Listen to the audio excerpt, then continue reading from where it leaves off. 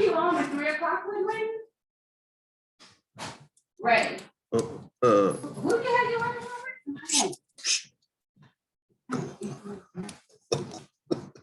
Let me try to mute this. Oh, you on right now? It's not 3. It starts to 3. They want us to come on early, but it's showing that it's under recording. So.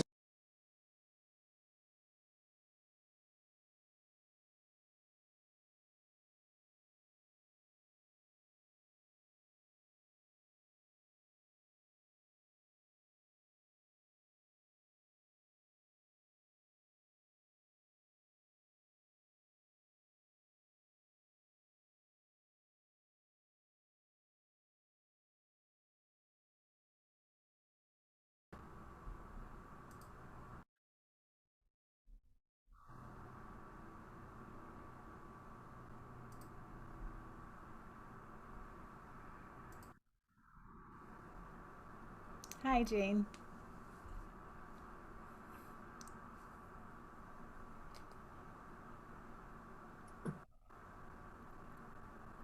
Okay, hi. Hi, I see Pastor Dennis is signed on. Yeah, good. Hi, Pastor Dennis.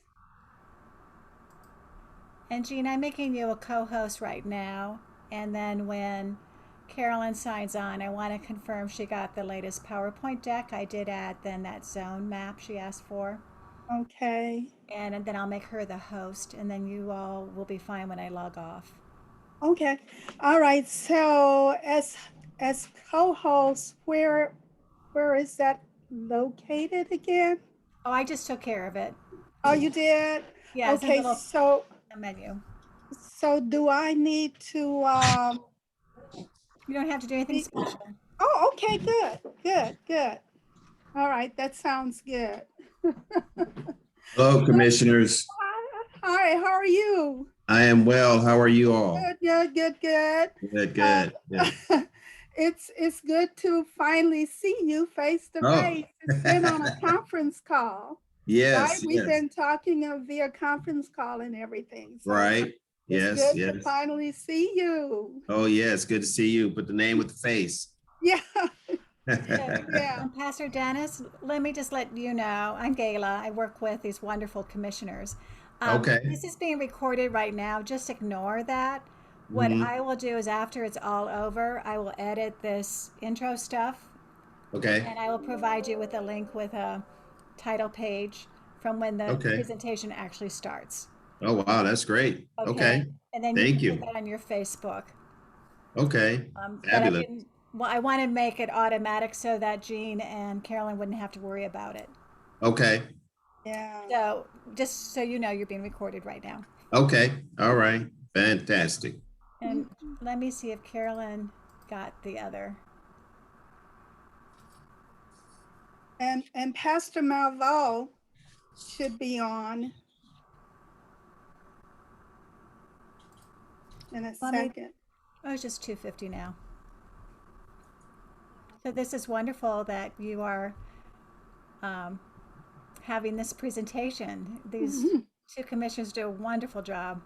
Yes, they are some very resourceful individuals and very knowledgeable and competent. And so we're just glad to be able to do this part in civic engagement.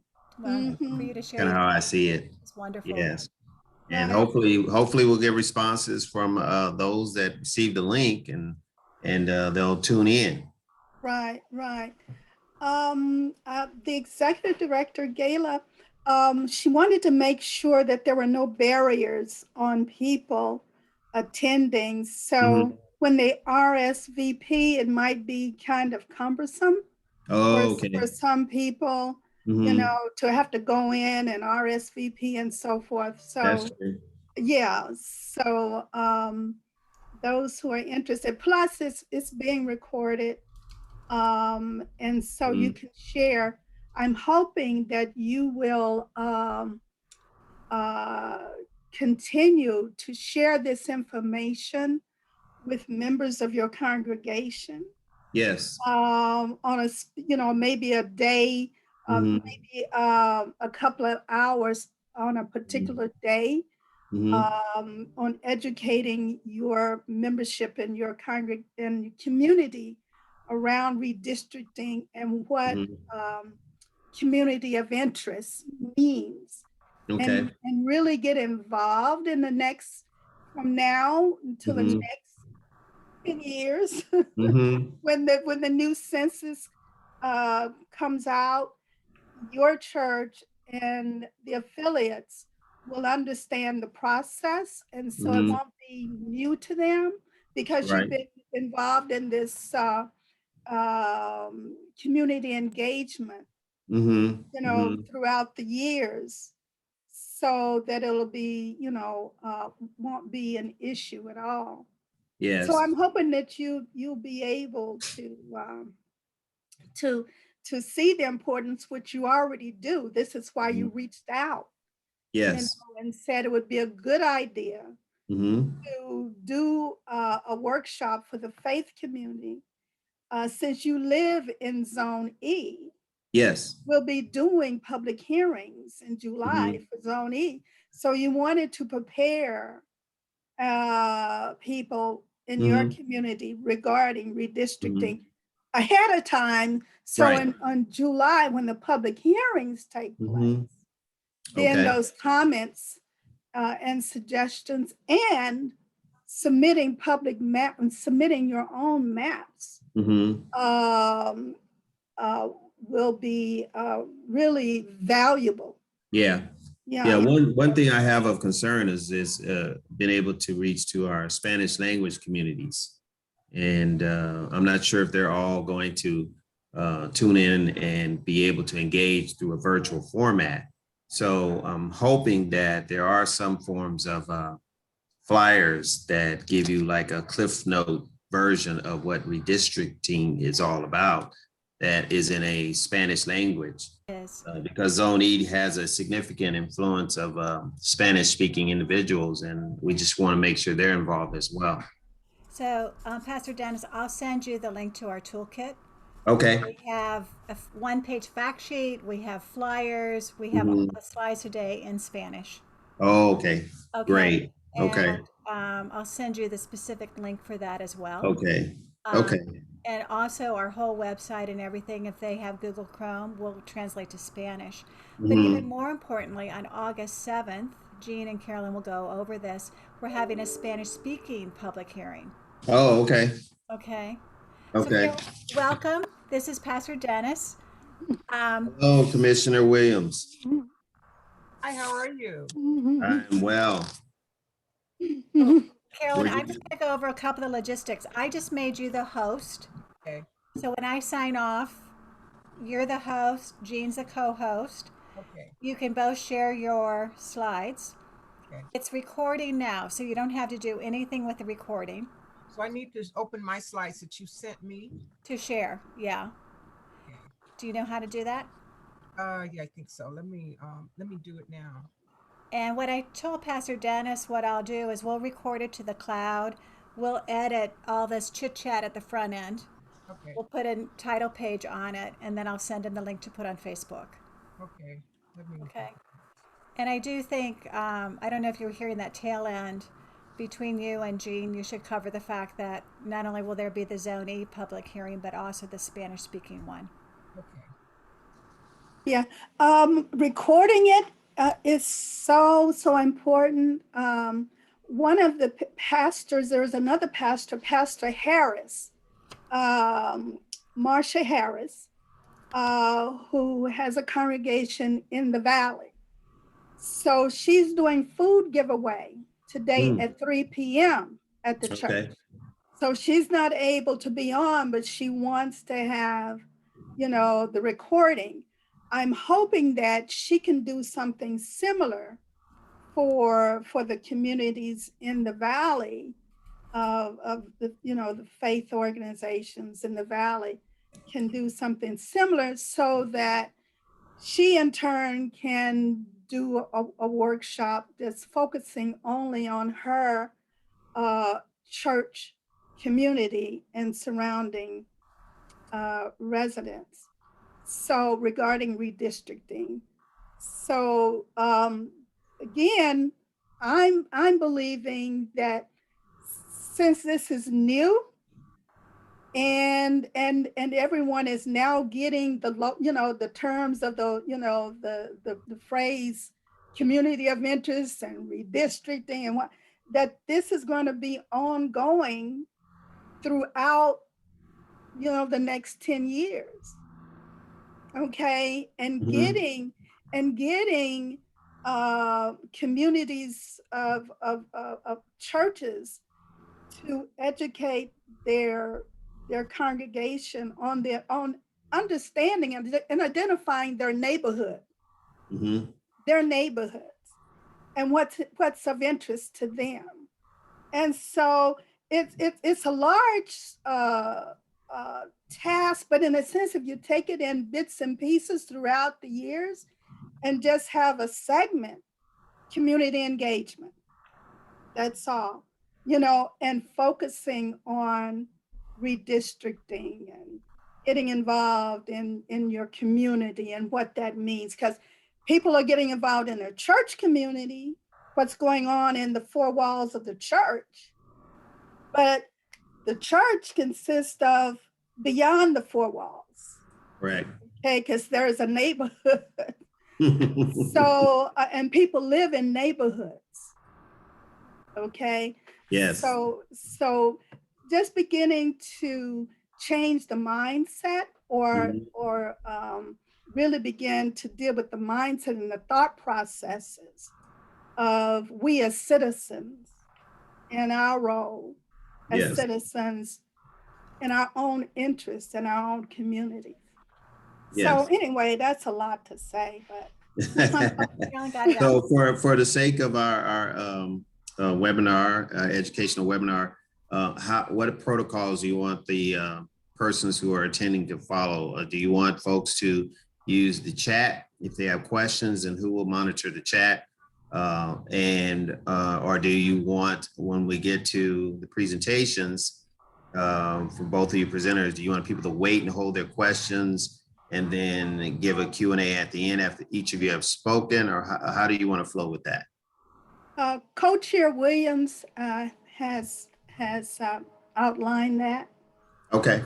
So I was thinking we should hold the questions till the end, because we keep the presentation probably 25 minutes at most, and then be able to answer questions. Since we don't have anyone in the chat, hopefully we'll be able to see who's on screen. Okay. Be able to call on people that way. And if not, we'll go to putting some questions in the chat, and we'll figure out how to do that. But I'm before we had people on screen and we were able to see when people raised their hands and that. Okay. So, Carolyn, this is a more intimate community, so you may want to consider allowing people to visually show themselves. I don't think there's a big risk for this group. Oh no, I think I agree with that. And you're saying throughout the presentation? Or at the end, if you want to see the faces of the people asking questions, I think you can decide. Yeah, I'd like to see the faces. I like to see. Yeah, that's always helpful. And people can then introduce themselves when they ask a question, and maybe say, who they're with, which church they're representing, or which community group. But you do want the questions at the end after both of the presentations, correct? I think so. Okay. Yeah. And folks are arriving.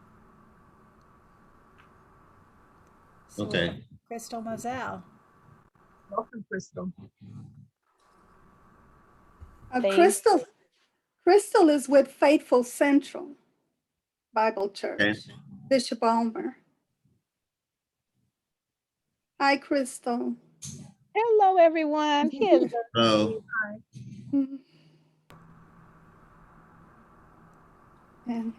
And Carolyn, you'll need to announce that this is being recorded when you all start.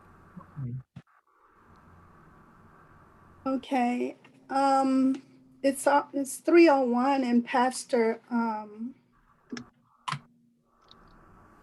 Malveaux isn't on yet. Do you have his communication number? Maybe you can text him. Yes. I did that earlier and told him we're starting in 45 minutes. So, maybe he's stuck in traffic. yeah. Now that we're open back up, people are on the streets again. Right, Think about it. Yeah. right. So, if you don't mind, I mean, I'd like to start on time. And Okay. since it is being recorded and when Pastor Malveaux comes on, and that's my suggestion. Can we wait till we have a few more participants too? Because I know for Zoom, for some, it's, you know, it's hard to get in sometimes, or they have to try a few times. So if you don't mind. Questions for Crystal, if she's willing to wait. Yeah, Crystal, is that okay with you? I'm sorry, you guys say that one more time? We wanted to wait. Hold on, my volume. Give me a moment. Okay, now say that again. I'm sorry. We wanted to wait a few minutes before we got started, just to allow. Yeah. Come on. Okay. Definitely. That's Okay. fine with me. Great. Thank you. And I think what's important, Jean, is we finished on time too. That's what I'm talking about. Finishing at 4, because I can get long-winded, you know. So that's because you have a breadth of information to share. Yeah, it's a lot of information, you know. And she's very passionate. I mean, you know, I can tell. A lot of passion with this. I can see that. Yeah. Okay, so yeah, we'll wait a few more minutes.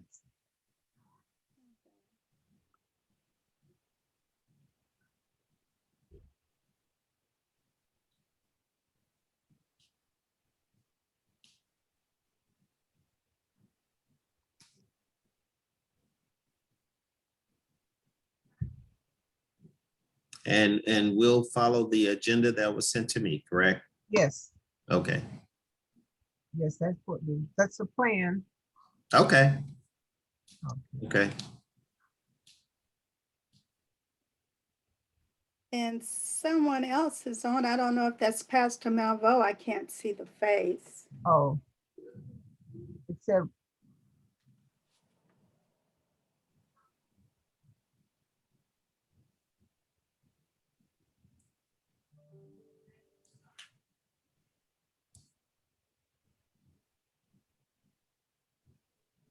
I think that's my sister, Kathy Jenkins, that's on with the Cynthia Perry Ray Foundation Witness to Witness program. Okay. Witness to Witness. Okay. Hello, Kathy.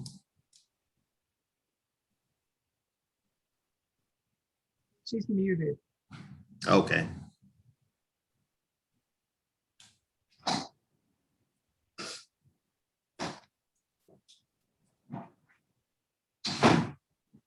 And then when you're done, you get back on those standards.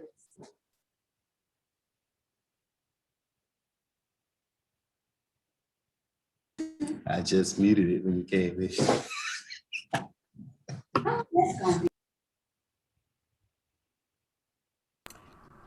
You just got a chat message. That Okay. she's working on her audio right now. Okay. Okay.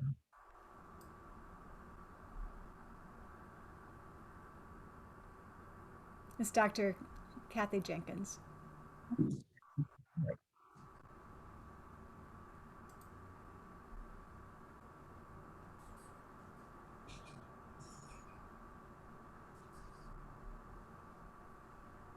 You're going to stay on for a little bit, or you're going to drop off when we get started?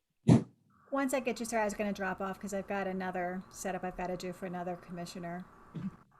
And you guys are pros. Look, go handle it, Galen. You got your slides up. You're being recorded.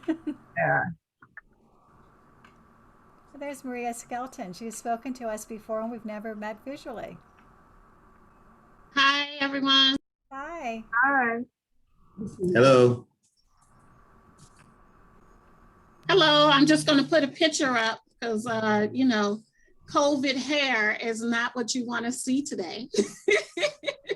Trust me. We're glad you're here. Everyone has COVID here these days.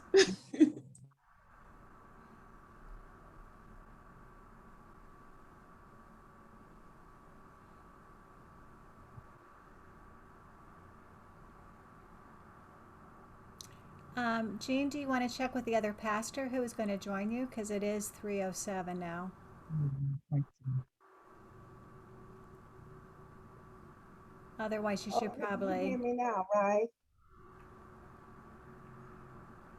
you're on mute, Jean. Let me put my picture up and then so I can contact. Because I'm thinking, yeah, if we could get started by 3:10, that would be great. Can you hear me now? Yes, Okay, there you go. that's great, Dr. Jenkins. Good afternoon. Yeah. That's not gonna work. They need to know that you're old.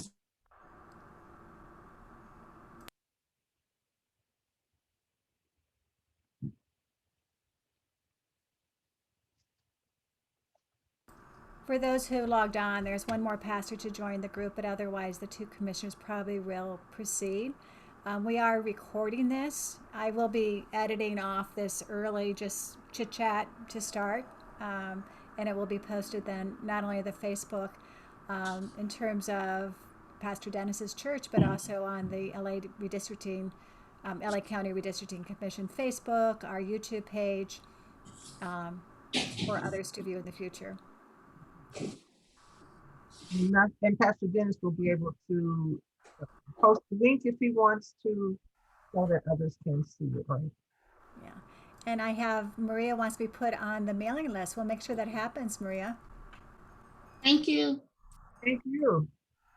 We enjoyed you speaking the other night. Ah, thank you. Thank you. Wow.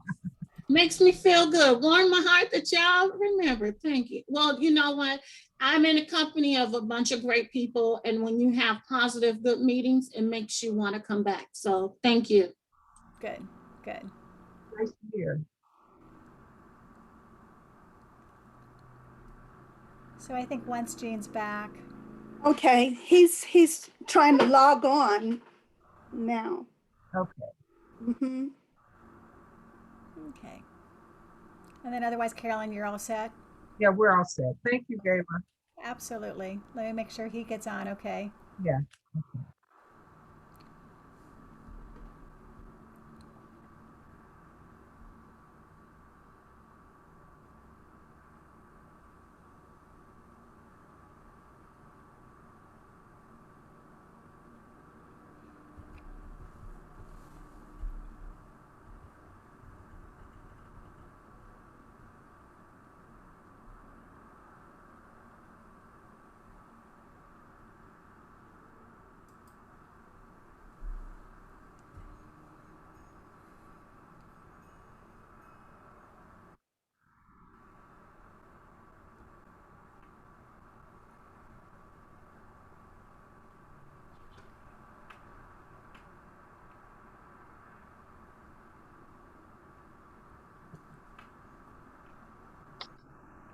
Trying to get on.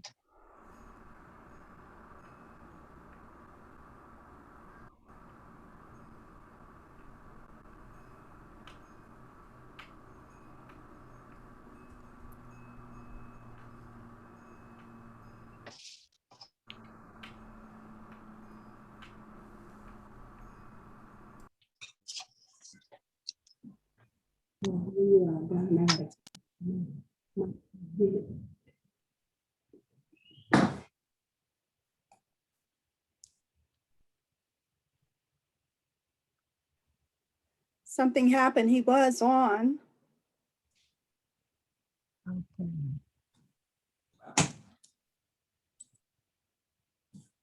Do we want to go ahead?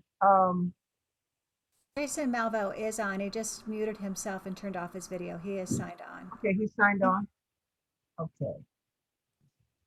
So why don't we get started then? And I'm sure others will be joining us. So, Pastor Dennis? Yes, let me begin by saying to those of you who have logged Is in. my video not working well? Oh, we can hear you.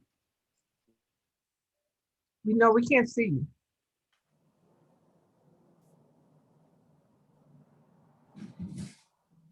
Jason, it does show that your video is supposed to be turned on, but maybe your camera's turned off at the computer. Well, the name just popped up.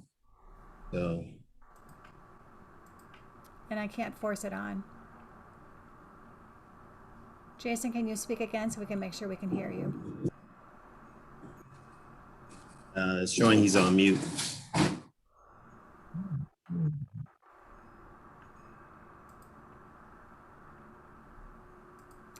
I don't have the control anymore, Carolyn, since I made you the host, Okay. to try to reach out to him. Pastor Malveaux?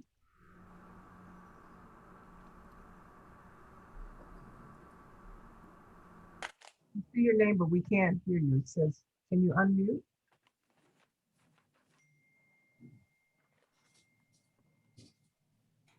The only thing I can suggest for Jason, we don't know if he can hear us. I'll send him a text. He said it's his building. Oh, okay. It's his building that he's in. It shows he's signed on. All right, this should be better. Okay. We can hear you now. We can't see you, but we can't hear you. No, I can't. Maybe you all should start then. Okay. Yeah. All right, Pastor Malveaux, we're going to move ahead. Is that okay? Oh, there you are. Go ahead. There he is.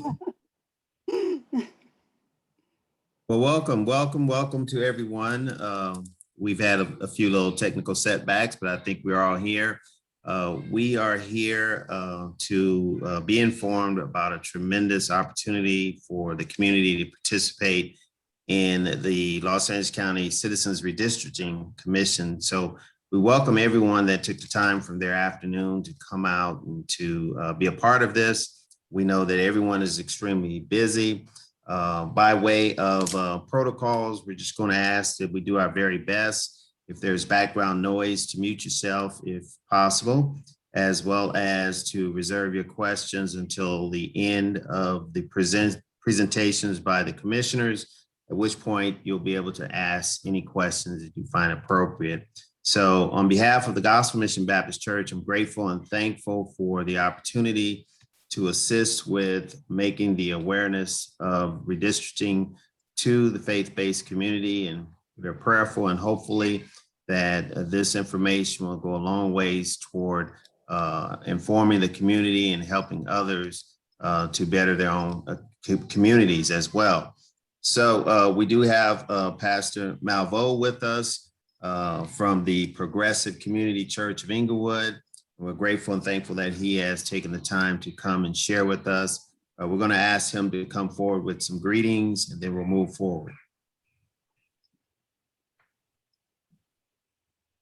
Pastor Malveaux. I am very, thank you, Pastor Dennis, and I want to thank the commissioners, both Carolyn Williams and Jean Franklin, for their kind invitation to be a part of not only this introductory workshop, but even further workshops about the process of redistricting in conversation with co-chairperson Carolyn Williams.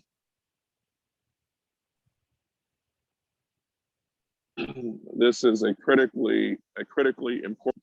It comes once every 10 years, and it seems to fall to invisibility. Particularly because it comes once every 10 years and it doesn't hit the news cycle. It's not sexy work. It's really trench warfare at this point. And it was invisible to us because many times it was done by our assembly persons, congresspeople, and so forth. And then they would turn those results over to our county supervisors, and that's how it would be established. But for the first time in our history, the first time in our history, at least in the county of Los Angeles, that work has been turned over to us, the citizens. And I am excited to be a part of this process. And I'm excited to give the input that we have as men and women who are on the ground dealing with the issues that we deal with and dealing with the people that are going to be affected by redistricting and not depend solely on the input that consultants may give. Thank God for them. But we certainly do not want to leave that kind of decision-making in the power of academics. God bless them. But we certainly want to have as much input as we can. And so I'm looking forward to being a part of this arm that helps gather other people in the faith community so that we can inform our community as to what is going on in terms of redistricting, and get our community and put the community in community redistricting. And thank you again. Thank you. Thank you so much, Pastor Malveaux. We certainly are grateful to have you with us today. As we move forward, we are limited to a timeline of 4 p.m. However, we do want to remind everyone that question and answers will be given after both of the commissioners have shared their presentation. I will begin by introducing these talented and accomplished individuals who we're fortunate to have as commissioners for the Los Angeles County redistricting effort. Our first presenter is Carolyn Williams. She is the co-chair of Los Angeles County Citizens Redistricting Commission. And Commissioner Williams, by way of her background, partnered with nonprofit leaders and organizations to create what is known as meaningful change. She is a professional, certified life and executive coach and volunteers as a restorative justice mediator, working with youth, impacted persons, families to achieve mutually agreeable outcomes. With more than 35 years in consulting in corporate America, where her experience covers organizational development, training, development, and corporate philanthropy. Her professional background includes evaluation, research, and large-scale systems change, creating and managing large philanthropic initiatives, employee program development, and community leadership.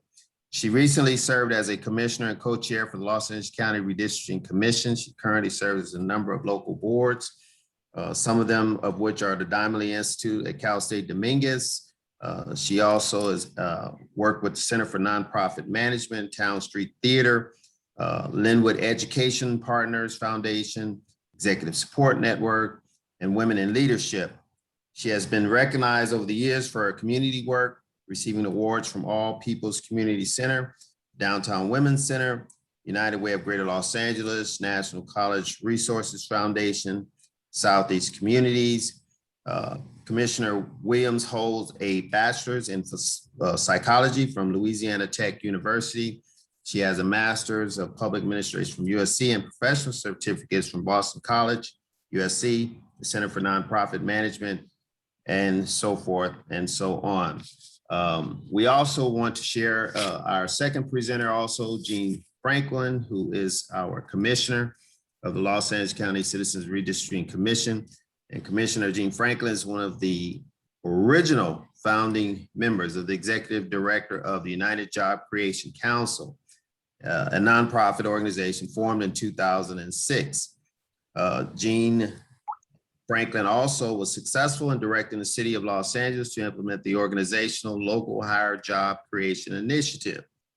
She formed the Los Angeles Alliance of Ministers and Pastors in a community effort to encourage faith-based community to advocate for local hire. The coalition successfully collected 5,000 signatures, of which of the faith-based community or a part of that, urges the city to adopt local hiring practices. In January 2014, the UJCC and Jean received recognition from the Los Angeles County Board of Supervisors and Los Angeles City Council for their outstanding work in mentoring justice-involved youth of ages 12 to 24 returning from juvenile camps and prisons. She exhibited and represented the Los Angeles faith-based, community-based organizations at the Obama White House First African American Policy and Action Leadership Conference hosted by our former President Barack Obama. In 2016, Jean became director of the Anchor of Hope International Ministries and implemented the Criminal Justice Courage Campaign initiative that consists of a collective union of faith leaders interested in criminal justice reform. Let me wrap up by saying Jean has been a member of the City of Refuge, the LA Church, since 1985, and as a minister and auxiliary leader at the City of Refuge, LA Church, under the leadership of Pastor Bishop Noel Jones. We thank both of these ladies for their time and their effort in participating here. We now turn it over to them. And thank you, Pastor Dennis, and thank you, Pastor Malveaux, for inviting us to be here. We're excited to be here on behalf of the LA County Redistricting Commission. And as Pastor Malveaux said, this is historic for us as a county, and for the commission to have the lines drawn by citizens. So you read our bio, but what's important is that we're regular people just like you are.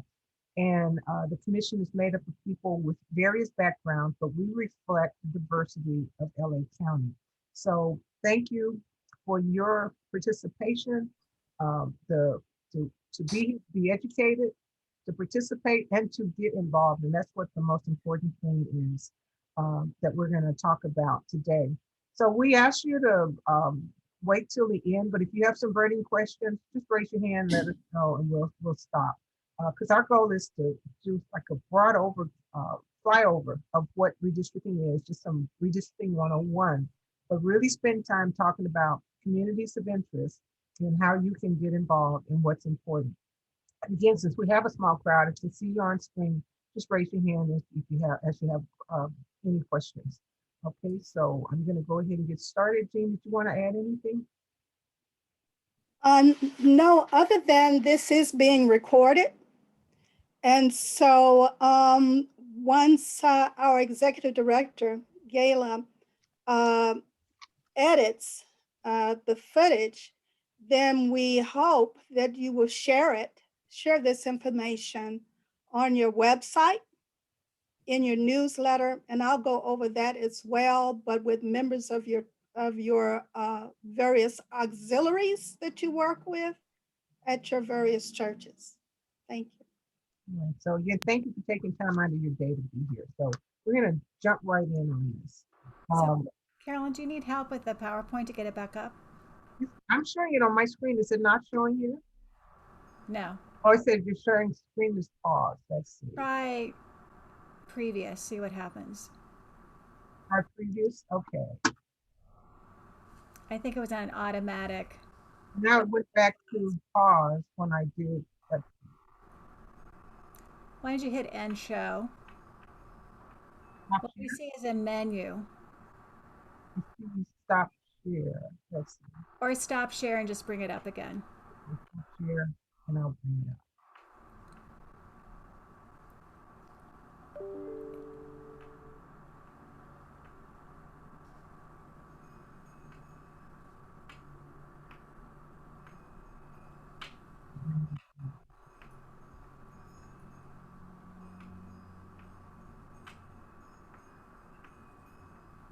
You're all set. Okay, is it showing now? Okay, great. Yes. Thanks, because I was looking at it. So if that happens again, would somebody let me know? Because from what I see, it's sitting in front of me. Okay. All right, I'll let you know.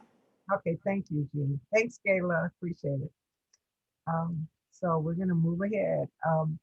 Normally, when we start to do these in our meetings and our workshop, there's an opportunity for people to do what we call public input, for it to be documented, and you have a chance to speak about, what your concerns are. Today, we're not taking that. This is basically just an overview of what the redistricting process, but there is always an opportunity for you to provide written public input. It's listed here, and there's an opportunity for you to see that on our website. Change this. Okay.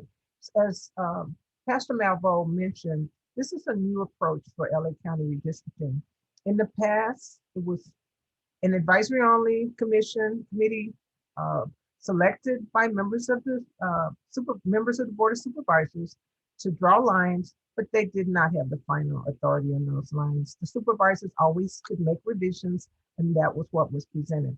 And as Pastor Malveaux said, many of us were busy about our own lives. You know, we voted every few years, but we didn't understand. We weren't involved in redistricting because it just wasn't sexy, wasn't important. But this year we have the Independent Citizens Redistricting Commission. Uh, we will draw the boundary lines. No influence from the board. In fact, it's in our charter. We are very wary of any influence and involvement from the current Board of Supervisors. And our goal is to be reasonably reflective of the county's diversity, which we are. By the way, Jean and I are the only two African American members of the commission. We have a set of values, and I'm not going to go through them, but we felt it's important to have values that we can hold ourselves accountable to. Accountability, to be transparent, objective, to have integrity, and to definitely be focused on inclusion and equity so that we're involving outreach, engagement, and feedback of the public. You know, one thing I want to say very quickly as well, Co-Commissioner Williams and I represent Zone E, previously known as District 2. So this is why it's so important to us that we get this educational information out to the communities that comprise within Zone E. And we'll go over the zip codes. Yeah, and it's still District 2, Supervisory District 2, but we've zoned them as a way to get feedback and input from the public. So the main reason for redistricting, it occurs every 10 years based on the census data, is to rebalance the district population. It will always be 5 members. It requires a vote of the state legislature to change that. But we want to make sure we reflect the county's diverse population, and we design districts that are equal in population, and so that people can vote for the supervisor of their choice. Part of why, and I think Jean and I were talking about this earlier, we know there's a county board of supervisors, and we know they have a lot of power. Sometimes we forget just how much power they have, because the kinds of things that they have power over or can impact has to do with all of the county, 10 million people in the county of Los Angeles. It includes, when you pay your taxes, you pay it to the county. Public policies are there. They provide services that tend to overlap sometimes with cities such as the sheriff department, some public health services. My son is adopted.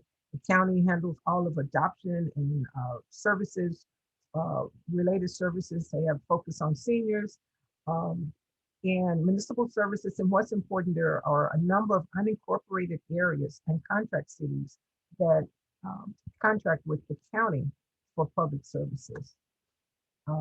Here's a map of the county of Los Angeles.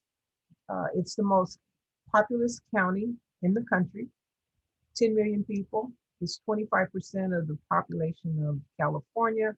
It is larger than 41 states. Only 9 states in our country are larger than the county of Los Angeles. It is the third largest metropolitan economy in the world. It includes 88 cities and more than 100 unincorporated areas. And it is also probably the most ethnically diverse of all US counties, and probably one of the most ethnically diverse places in the world. Again, the population, 10 million, five supervisorial districts, each one having 2 million people each. With 2 million people, each county district is still larger than, I think, it's 31 states. So that's how large that's the kind of power we're talking about. Each supervisor has the same amount of power as some governors in certain states in the United States. The board is elected and they're there to represent the citizens who reside in their districts. And again, I already said we will continue to have 5 districts. I'm gonna go back. Let me go back to this, the last one. One of the things when you look at the map, what you're looking at, if you're wondering what's the pink area, what's the white area? The white area represents the cities that we have. There are 88 cities. The pink area represents the unincorporated areas of Los Angeles County. So when we start to draw a district or draw the maps for the district, we're not looking at the size of the maps, we're looking at population size. So supervisory district number 5 may have the largest geographical area, but it's still only 2 million people. When you get into, Jean and I think most of the churches represented here are in supervisory district 2, we're more concentrated areas. But you can see the pink areas where the unincorporated areas of the county are. I also want to interject something as well. Redistricting, we're focusing on LA County, but as pastors and ministers, when you're educating the members of your church, let them know as well that there is state redistricting, okay, and there is also city redistricting, also redistricting involving the school districts as well. So redistricting impacts our lives in so many ways. So if you're concerned about schools and what's going on in the school districts, redistricting now is taking place as far as the school districts are concerned. So, get involved with that, and also with the various cities. The city of Long Beach is doing their redistricting process, so is the city of LA and other cities as well. And not only that, the whole congressional dealing with the state of California in redistricting. So you also have LA County redistricting. So there's a number of areas that we are urging our faith community to educate the citizens within your church community regarding redistricting. Thank you. And I can say the state is an independent commission. The county of LA is an independent commission. The city of LA is not. They were appointed by different governmental people. But, the redistricting process, they are still out there to hear your feedback and your comments regarding what we're going to talk about later, the communities of interest. There is a reason and there's a background to what's been happening in LA County over the years. In 1990, the county was sued because part of the issue is that for decades, what you've ever saw and the only people who could be elected at the supervisory level were 5 white men. And they were sued because it was shown that they were gerrymandering districts to dilute the population, the growing population of the Hispanic community, which was interesting. That lawsuit happened in 1990, and it took another 10 years before they had a majority minority population and Gloria Molina was elected.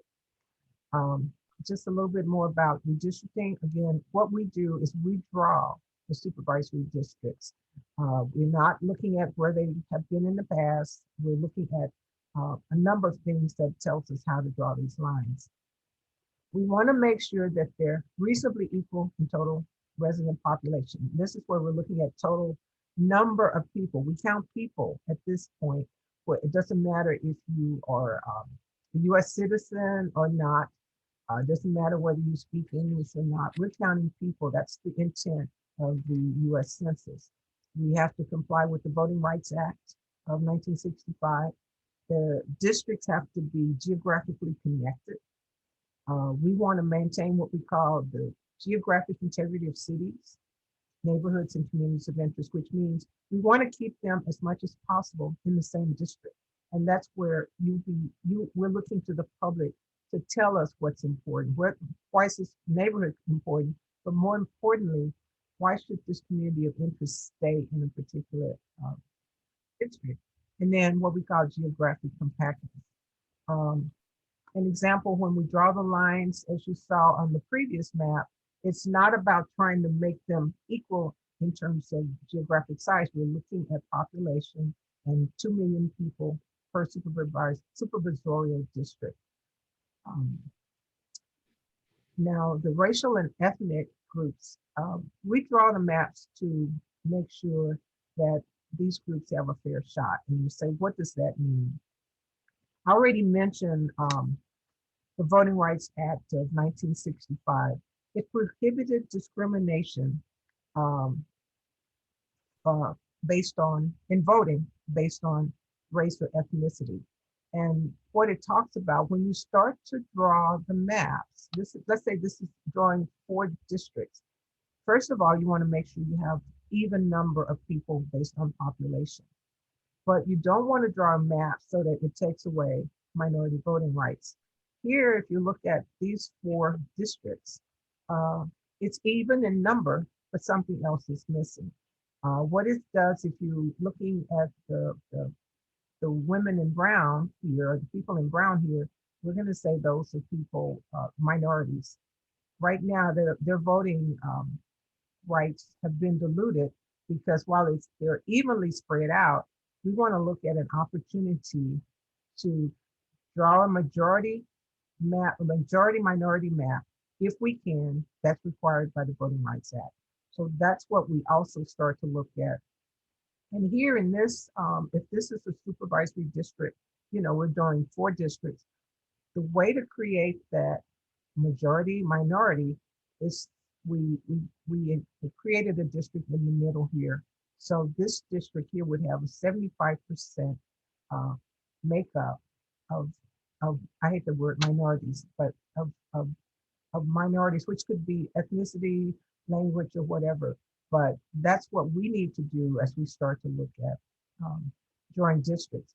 And we look at population, but there are a number of statistical runs on the data that we look at to determine when and where, if that's going to happen, and how we draw those lines. But right now we do have one majority minority district, and that's the one where Gloria Muir was elected in the year 2000. This part I'm running through fast. We want to make sure they're connected. You won't put part of Long Beach with downtown. It needs to be contiguous, connected. This is the most important part we'll talk about. When we draw lines, we want to make sure that geographically we're keeping cities intact, neighborhoods intact, and communities of interest intact. Now, one of the major cities it's difficult to keep intact is LA.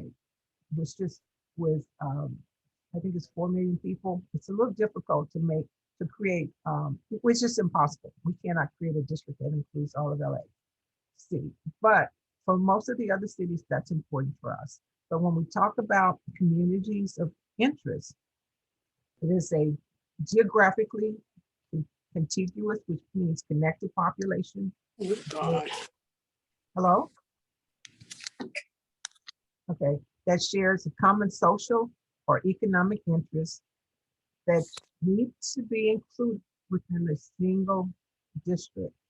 So the reason we do that, so that the supervisors are elected not only to represent the people within their district, they're there to respond to the interests and needs of those communities. So when we're able to keep communities of interest together, whether it's based on language, based on economic needs, or whatever, we're able to make sure we're able to hold a supervisor accountable to the needs of those, to that community.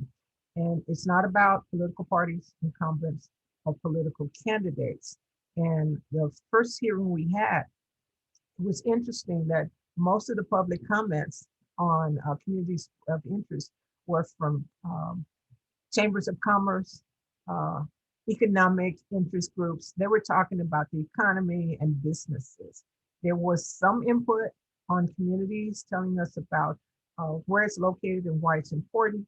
But one of the things we're looking at the faith-based community to to help us with. And I say help us because our role is to understand where the communities of interest are, why they are important, so that we can, when we start to create a district, we can keep those communities together in one district. I can give an example of a church that I know. It's close to USC. It started as a small church, and as it grew, as most churches do, it started to look at the needs of the community. The last time I checked, it had, I think, a weekly, maybe bi-weekly food distribution. It hasn't done senior housing yet, but it does have a senior citizens center where it has a very diversified population, including African Americans, Latinos, and Japanese. And a lot of that population is aging, seniors. It has a school, has a publicly chartered school. It holds resource fairs for the community. And it also engaged with a number of companies to make sure that the seniors' homes were rehabbed free of choice, free of costs to seniors, so that they would be well maintained. I was a part of that project. We rebuilt homes in some ways. We made sure that they met all the requirements. They had their needs met as far as seniors for being warm in the winter, cool in the summer. But that was just the power of one church. And I know churches look at meeting the needs of their members, but in many cases, you understand the community. So what's important today is for you to understand what your role could be, and how it can impact how we start to draw the district lines. And also, it's important as well with the faith-based, the churches are considered communities of interest. So within your community, connecting with other churches that's outside of your district, in order to begin to add strength to the interests that your church or your congregation is interested in, whether it's adding more healthy foods within your community, or environmental issues. In the city of Long Beach, there is a huge environmental issue because of toxic particles, that impede the health of the residents. So coming together with, the community interest of environmental issues, connecting with other churches that have that same interest, can make sure that, your voices will be heard by the political forces as well. So it adds strength as well. And I'm just going to add, when you mention the environment, there's been an issue of environmental justice for years, and it sort of comes up and it goes down. But if you look at when they create freeways, whose neighborhoods do they draw them through? I remember years ago, they were looking at a pipeline that carried gas through communities. Amazingly, guess whose communities that pipeline was in? Or if you look at schools, one of the things that amazes me, how many schools are built right next to freeways, busy streets, and pollution is there. So when you mention the environment, that's where you talk about schools, you talk about the communities, the health hazards, a lot of things there. But a lot of these, if no one's speaking about it, if the interest isn't raised, things happen without us. And in a lot of ways, if it's about the economy and economics, it will win out over a lot of things. But social issues are important, and even more important, I think, as we move ahead for the next census and for the redistricting. I'm going to flip to the next one, and I'll close this, and we'll open up to questions. As we draw the lines, we just want to make sure they're compact. As in the first one, it could be contorted or dispersed, but it's compact as necessary. And we don't draw lines for favoritism at all. We don't draw in the favor of blue district or red district, Republican or whatever. We're drawing in around people and interest, communities of interest. Jean, you want to quickly go through this, or you want to open it up for questions? What do you want to do? Can't hear you. Yeah, let me go through this slide really quickly, and then we can open it up for questions. This slide here, in 2003, there was a freak storm that dumped over 5 inches of rain and hail on Watts, okay, a neighborhood of Los Angeles. And it's this overwhelming storm, flooded out the community. And over 150 buildings and homes were heavily damaged. And over 50,000 people lost power. And about 6,000 people sought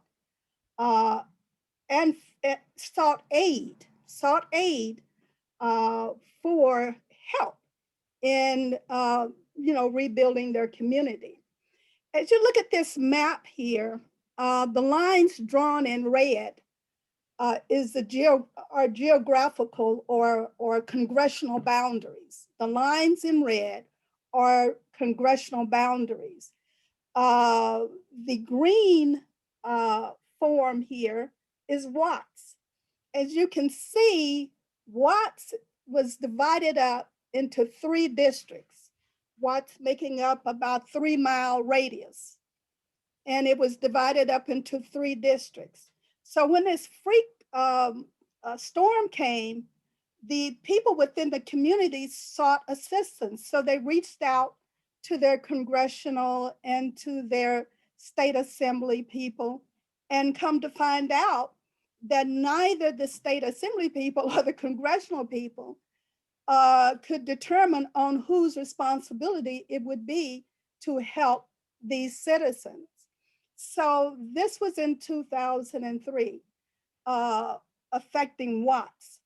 So the people in Watts got together, and doing the redistricting hearing, they made their issues and the issues concerning their community plain, that they were, cut up into 3 different districts. So you don't really know who to go to when you need services and when you need help. So then after that, Watts was made whole. So it's only 1 district. A similar situation happened during the Rodney King riot, when there was civil unrest and the communities were harmed in Koreatown, which is a 1-mile radius. That community sought for help as well. The business sector sought help. And their community was broken up as well into 3 or 4 districts via the city council, LA City Council. So that made an issue within that community of who do you go to, or which city council person or state assembly person is responsible to help your community with services. So it's important regarding redistricting to make your community of interest whole. So it won't be split up into 3 or 4 districts, particularly when it's a small geographic radius neighborhood, such as 3 miles radius and 1 mile radius. It shouldn't be split up into 3 or 4 districts. So that's an example that I wanted to share with everyone. Okay, so why don't you keep going on what can you do? I can bring up the public hearings, and maybe we can take questions right now. Since we're a small group, you can raise your hand or speak, and maybe I'll start with you, Pastor Dennis. Crystal raised her hand. Okay, Crystal, can you just introduce yourself and tell us who you're with? Which church? So my name is Crystal Moselle, and I'm the Special Projects Director at Faithful Central Bible Church, and we're located in Inglewood, California, but we have constituents throughout Southern California.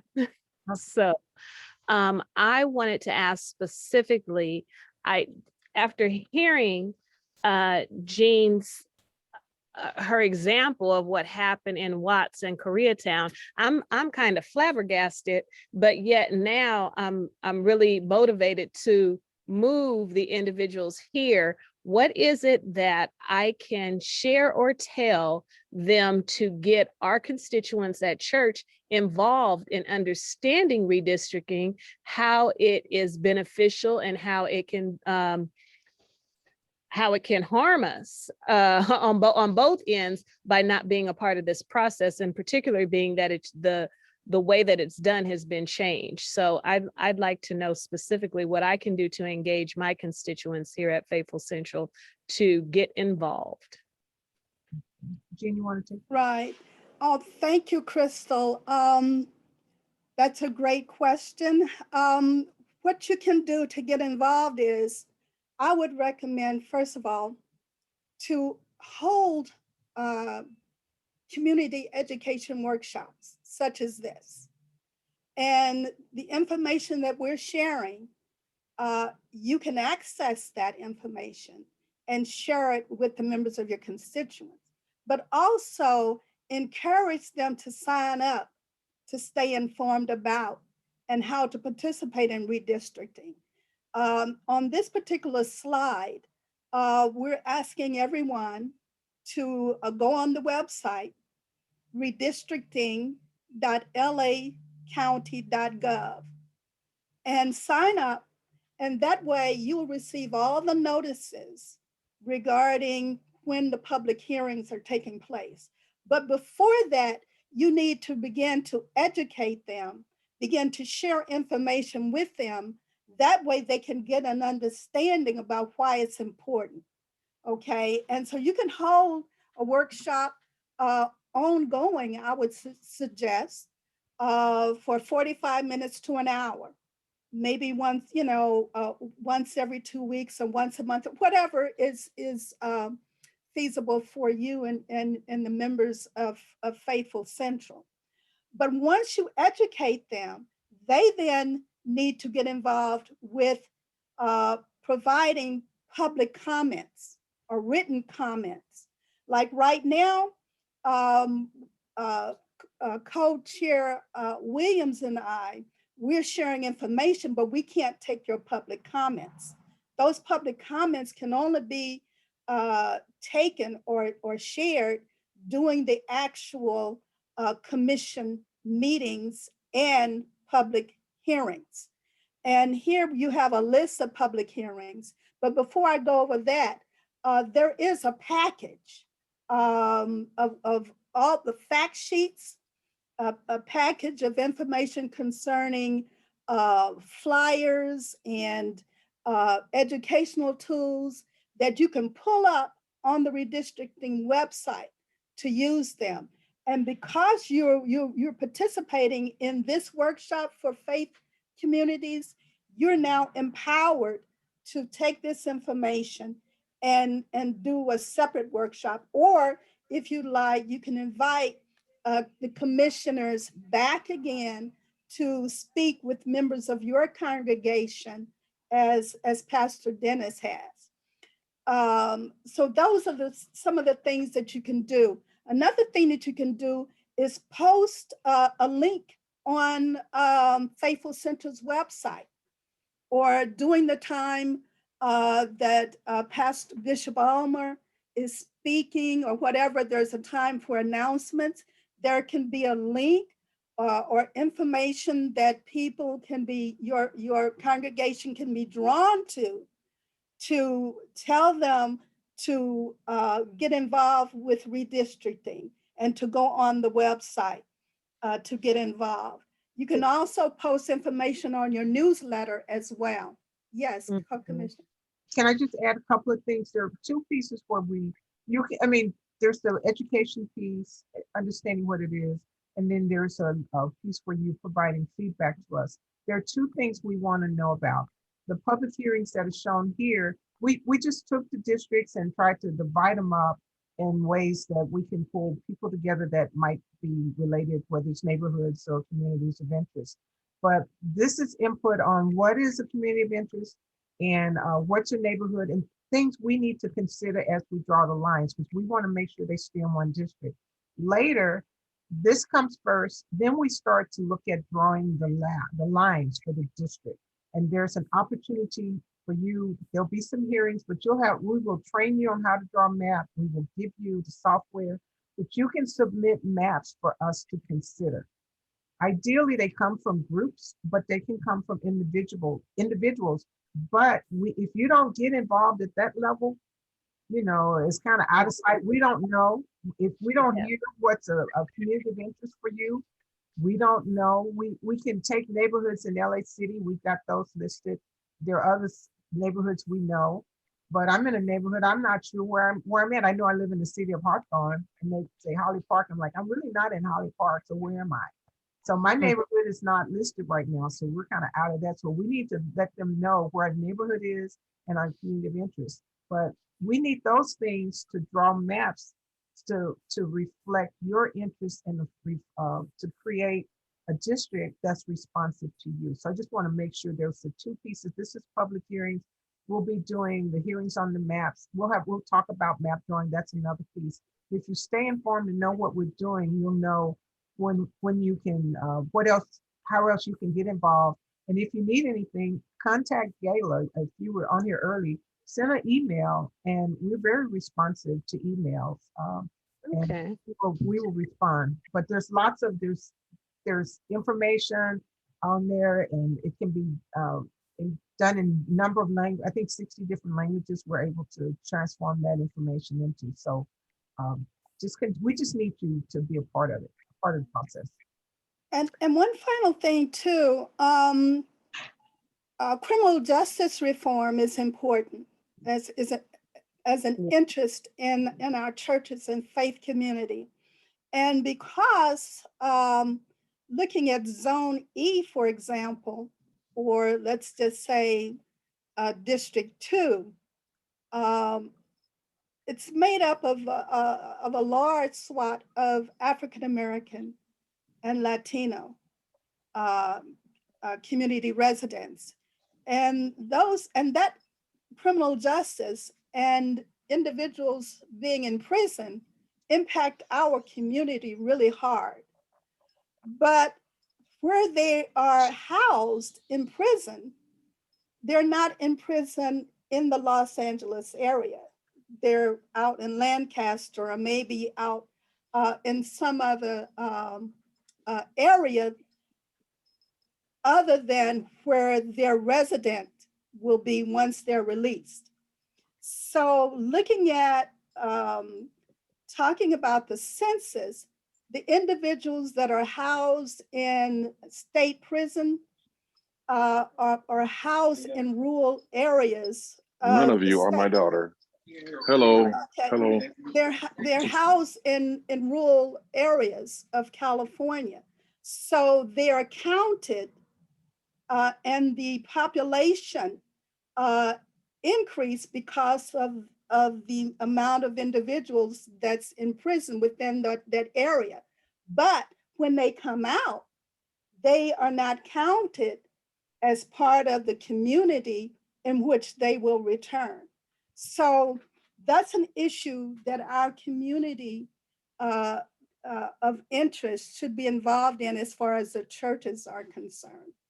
But for the census, California does this. They will adjust the numbers. The state has to give us an accounting of where the home or the last known address of those who are in prison, and their numbers will be redistributed back to those individual cities, counties, or whatever, so that they will be counted in number. But for other issues that you raised, Jean, they may not be considered. Question. Yes. Has The Community Redistricting Committee identified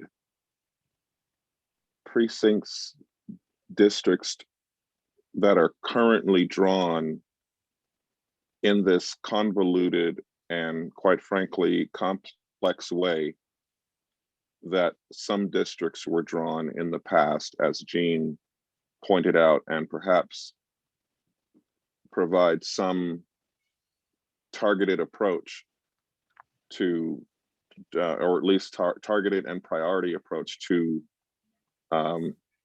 concentrating on those districts as well. One of the things we had a preliminary look at the data.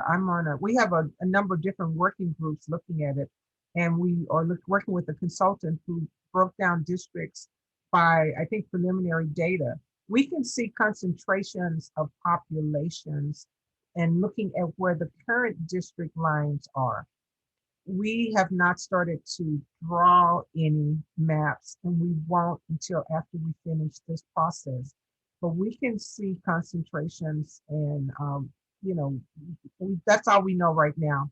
But there's just so much we have to do around looking at the maps, hearing what people have to say. And then there's a data analysis around what we call voter polarization. So to find out where there are pockets of voters who need to be in one district, or however we start to look at that. So there's a number of things. It's a very complicated process. I'm not sure if that answered your question. I was thinking you might wanted to know, are we seeing something now as we look at the data? I'm not sure. Pastor Malveaux. Yes, the response that you gave in your latter sentence really bites at the heart of my question, and that is the maps as they are currently drawn. Have you identified some complicated areas that are like drawn into force? It's one area to the person who lives here, it's one area, but it could be divided up into 4 different congressional districts or 3 different assembly districts or whatever, making representation very complicated for that community. Well, I don't know. We haven't seen that. And if that happened, like the county was sued, I'm not, if someone was aware of it, they could take it to court, but we have not seen that. That's not an issue. Our issue is to make sure we're being fair and we're taking into consideration those kinds of issues. We have a lawyer on staff who is making sure that those issues are raised and we're aware of it. And we'll have 2 sets of consultants that'll help us look at it. So we're not going to look as it was in the past. We're going to look at where we want to go. For this, based on this census. Right, because once the census data comes out, I think in August or September, that's when we can really begin to look at how the maps will be drawn. But the way that they're drawn now will not look like the way that they will be drawn once the census comes out and we look at the data. So we're not going by what happened in the past. I'm sharing this information about districts that are cut, and cut up in 3 and 4 different districts, which means it's important to understand your community and your community of interest, because we want to make sure those communities of interest are whole and they're not chopped up anymore. But as far as how district lines look now or in the past, they're not going to look the same. And this is why we need community input as well. Did I see, Maria, did you have your hand up at one point? Yes, I did. I wanted to say, well, of course, thank you, because this is so much information, most definitely, that I could take back. I attend Rock of the Valley, but I received this email courtesy of Pastor Harris. And this is something that I would like to share. I'm also president of DNA, and I would like to use this clip once it's finished and edited. I'll check online and see if I could just pass this on as much as I can to get the word out to help. I will, and thank you for the information. Thank you. Any other questions? Yes. So please, please get involved. Help to share this information, help to educate the members of your congregation so that they can get involved, because we have until December 31st to draw the lines. And so once this happens in January of 2022, people are going to look at the district maps and say, what happened? How? And then, well, I didn't know anything about it, or nobody told me. So this is why it's so important for me as a commissioner and co-commissioner Williams and all of the additional 12 commissioners and the executive director, make sure we get this information out, get the public involved, understand about communities of interest, and keep in mind that what we're doing now started actually in 2016 when the state legislators mandated that we have independent citizens redistricts for a commission for LA County. Now that we're in it, the next 10 years, in 2030, our community, your community will understand what redistricting is, what community of interest is, and be involved, because your church is involved in community education. So as you're involved with the issue of homelessness, as you're involved with the issue of criminal justice, the issue of food banks and food pantries, add on community education, because you want to inform, make sure your community is informed. So you have 10 years to do that. You're involved now in 2021, but after 2021, December 31st, you got to look at a long-term mindset of how you get your communities informed, because voting is important, redistricting is important, census is important. Census is important. So you got a full package to deal with, as far as not only preaching the word, teaching the word, but educating your community so that when the next census come around, people won't be afraid of it. They'll understand that they, you matter. You really do matter.